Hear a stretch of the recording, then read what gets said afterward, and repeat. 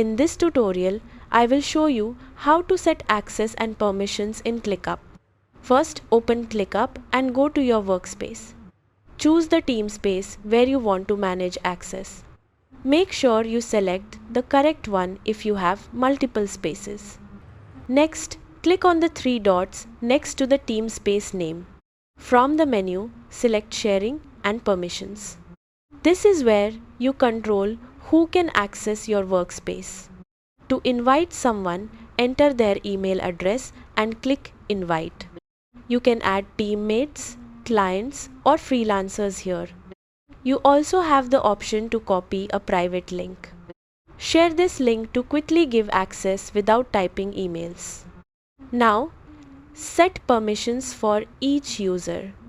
You will see options like Full Edit, Edit, Comment, and View Only. Full Edit allows complete control. Edit lets users make changes but with some limits. Comment allows feedback without editing tasks. View only lets users see everything but not make changes. You can adjust permissions anytime from the same panel. Just find the user and update their access level. You can also control privacy settings. Set your space as private if only selected users should access it, or allow broader access if collaboration is needed. That is how you set access and permissions in ClickUp.